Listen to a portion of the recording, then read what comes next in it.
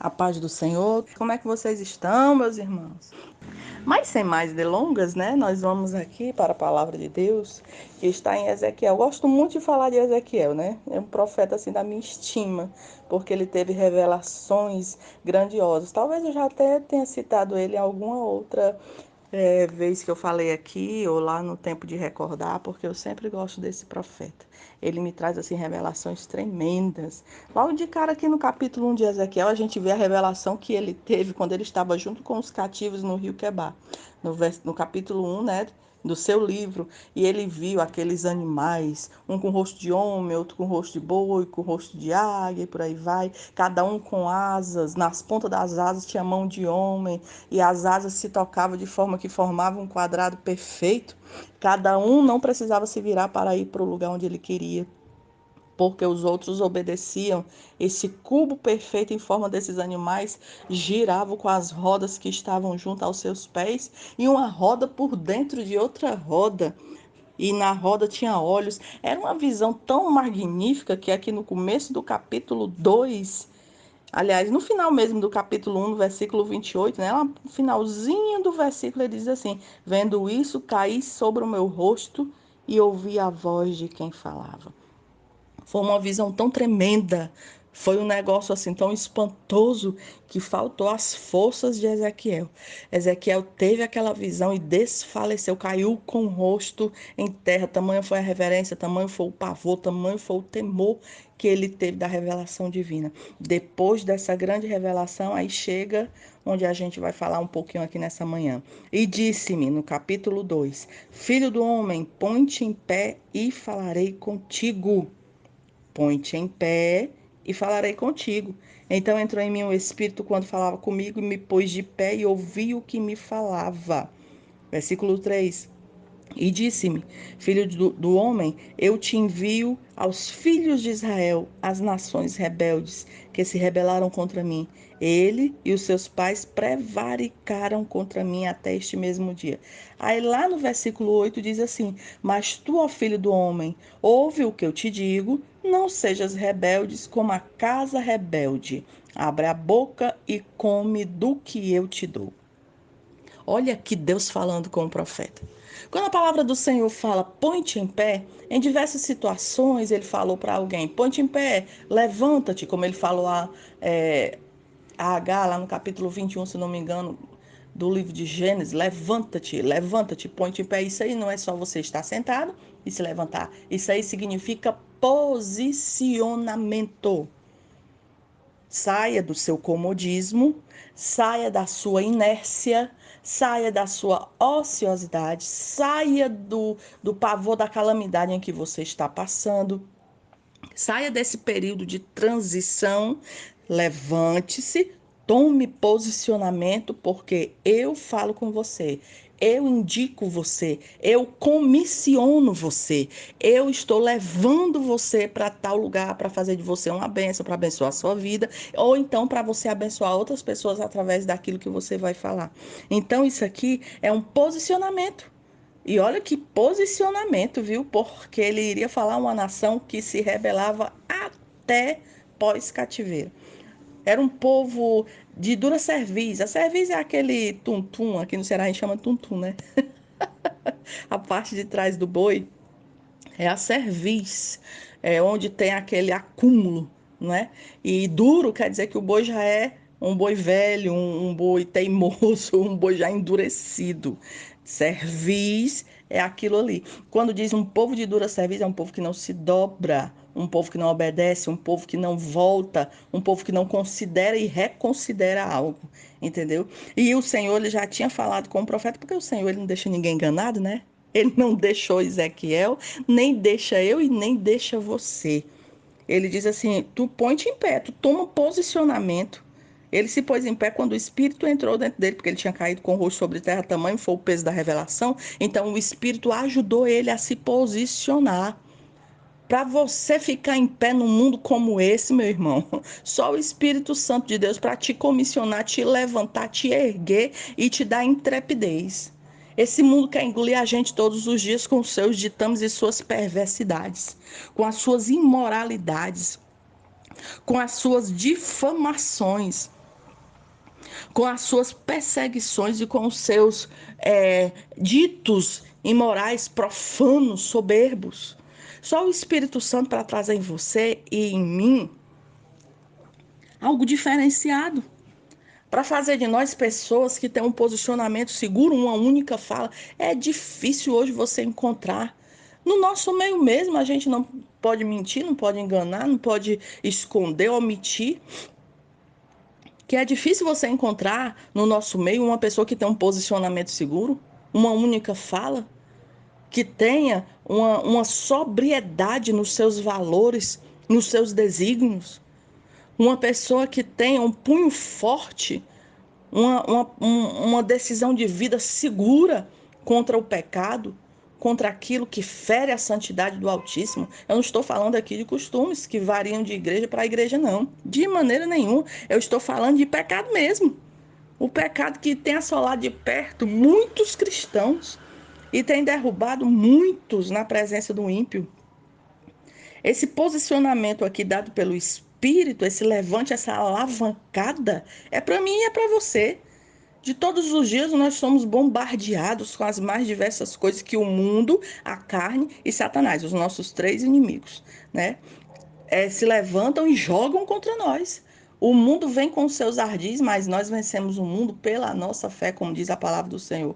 O inimigo é ardiloso, esse que é mesmo. E nós vencemos ele, sabe como? Sujeitando-nos a Deus, obedecendo a Deus, resistindo a ele. Ele vem, a gente resiste, ele vem, a gente resiste, ele vem, a gente resiste, até ele fugir de nós devido à nossa obediência. E a carne? A carne ninguém faz nada com ela, não. A gente subjuga, a gente esquece, sepulta, a gente crucifica ela, a gente coloca ela no lugarzinho dela, porque você não pode lutar contra aquilo que é o seu desejo mais profundo, você foge dele. Olha o que foi que José fez. Fugiu, fugiu, fugiu, fugiu, fugiu. Fuja também, que era para o seu posicionamento ser seguro. Fuja de um desejo que vem assolar o seu peito. Fuja de amizades ruins, como diz lá em 1 Coríntios capítulo 15, versículo 33, onde as más conversações corrompem os bons costumes. Fuja da aparência do mal. Fuja de tudo aquilo que vem denegrir a sua imagem. Nós temos que ter um posicionamento. Esse negócio de ficar em cima do muro tem uma certa historinha, né? Que alguns pregadores já falaram, né? Bem conhecida no nosso meio, que é verdade mesmo. Que tinha uma pessoa em cima do muro, né? De um lado tinha Deus, do outro lado tinha o Satanás. Isso é uma alegoria, né? Claro que isso não aconteceu de fato, é uma alegoria para mostrar grandes verdades. É uma linguagem metafórica. E a pessoa que estava em cima do muro estava indeciso para onde pulava. E enquanto o Senhor chamava, né, Satanás estava calado. Aí houve-se a indagação. Por que Satanás estava calado enquanto o Senhor estava chamando? Ele disse assim, não, porque quem está em cima do muro já é meu. Então, enquanto ele estiver indeciso, não se preocupe não. Enquanto ele não tiver posicionamento, enquanto ele não tiver vontade e força de seguir o que é verdadeiro, ele já é meu. Eu opero na indecisão também, a eterna indecisão, a eterna linguagem dúbia, caráter dobre. Então eu digo para você, tenha posicionamento. A gente já não tem dinheiro, meu irmão. Todos nós estamos aqui, bem dizer, na mesma situação social. Você já pensou se a gente não tiver palavra? Se a gente não tiver segurança?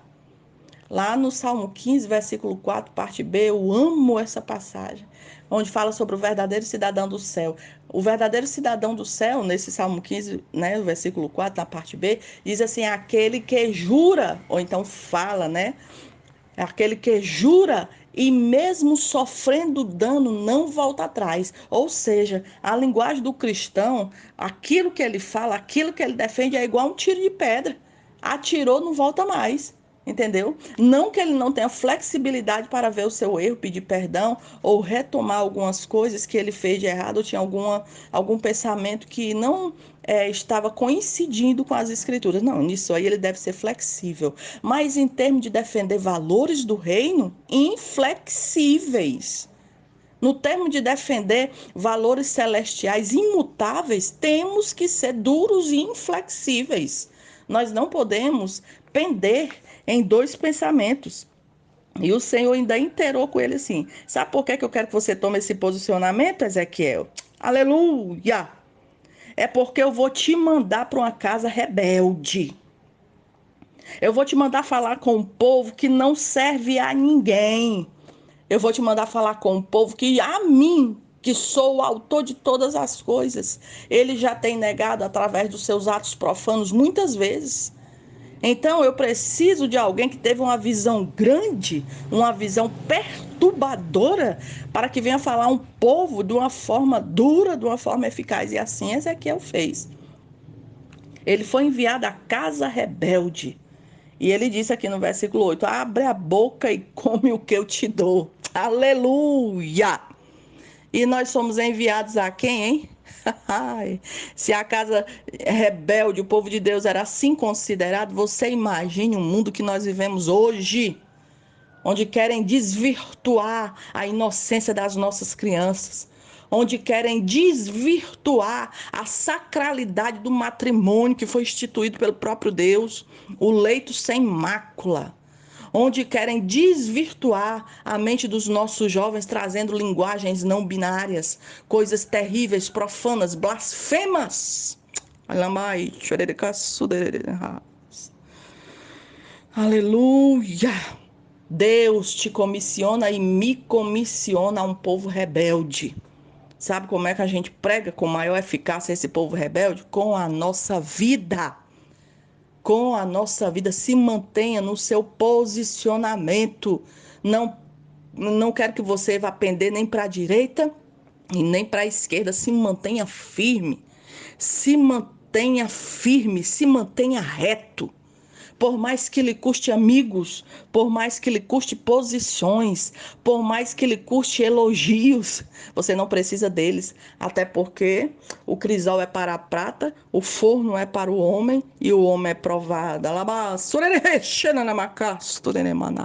O homem é provado pelos elogios, você não precisa de tapinha nas costas para que você venha se sentir motivado. A palavra de Deus te motiva todos os dias.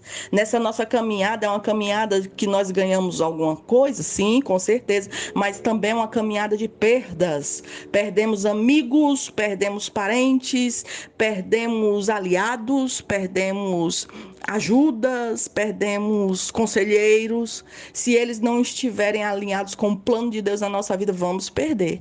Mas perdemos tudo em prol de uma causa maior. Perdemos em prol do reino. Aleluia! Te levanta, te posiciona, te mantém do jeito que Deus quer que você seja, inflexível para o pecado. Te mantenha na tua posição. Se o Senhor deu uma visão maravilhosa, magnífica a Ezequiel, também nos deu, viu? A nossa visão é o vislumbre da Jerusalém celestial. Para que visão maior do que essa? Já foi nos dita como era, está lá no cubo perfeito que João viu no Apocalipse. Maravilhosa, esperando por mim, por você. Você vai se engodar com as migalhas que este mundo quer jogar para ti. As migalhas que este mundo quer fazer você engolir a duras penas. Não, não, não, não, não, não, não. Você vai se manter no seu posicionamento. Às vezes eu fico assim me questionando por que Deus me chamou para pregar, sabe? Eu disse assim, Senhor, às vezes eu tenho uma oratória ruim, o meu português não é um português muito refinado, às vezes eu tenho uma dicção falha, eu gaguejo, eu paro, eu tenho pouca lubrificação nas cordas vocais, de vez em quando eu tenho que estar parando para estar engolindo um pouquinho de saliva. Mas fazer o quê, né, meu bichinho? Fazer o quê? Aqui no Ceará a gente diz assim, meu bichinho, para onde é que eu corro? Não tem pra onde correr não, meu filho. Se Deus te chamou para fazer alguma coisa, vai do jeito que tá mesmo, ele vai aperfeiçoando na caminhada e por aí vai. Tô lá eu em alguns lugares que eu nem sei como é que Deus me leva, vou. Volto, tá? Para mim é a mesma coisa. Volto para comer o meu feijão com farinha e toicinho e é bom e estamos conversados. Eu não gosto de muito enganche na minha vida, não, irmão. Coisa que engancha demais, coisa muito cheia de rififi, coisa muito entramelada em assuntos que fogem ao meu interesse. Não, não, não, não. Meu ponto é direto. Ou vai ou racha ou arrebenta a tampa da caixa. Para mim tem que ser desse jeito. Nas coisas de Deus, sim.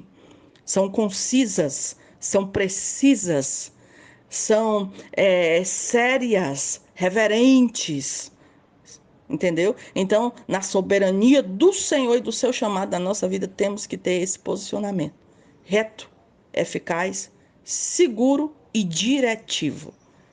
Que o Senhor te levante e me levante no nosso posicionamento diário contra o mal. E nos ajude nessa senda gloriosa, rumo a Jerusalém Celestial. Ô glória! Que o Senhor abençoe a tua vida. Eu vou louvar o Senhor com um hino aqui, bem rapidinho. Eu tinha uma tia que já faleceu, era tia do meu pai, né? Ela foi a matriarca de todos aqueles que aceitaram Jesus. Foi ela que trouxe o evangelho para a família. Oh, glória a Deus, tia Helena, em saudosa memória. Ela cantava assim, eu não sei nem se a letra é correta, mas é o que eu lembro. Se alguém souber se é correto ou não, me digam depois. Que linda aurora já desponta no horizonte, transpondo os montes, eu contemplo seu clarão. Foi essa aurora que brilhou na minha vida. Eu não sabia que existia a salvação. Quão poderosos são os raios dessa aurora, que vai brilhar onde está o pecador, embriagado, encarcerado no pecado, muito enganado com este mundo sedutor. Queres saber quem é essa aurora santa? É Jesus Cristo, o bondoso Salvador. Queres saber por que estes crentes cantam? Eu canto alegre porque Cristo me salvou. Queres sentir essa mesma alegria? Vem hoje mesmo aceitar o bom Jesus. Na sua vida essa aurora vai raiar. Em teus caminhos jamais faltará luz. Oh glória, que Deus vos abençoe.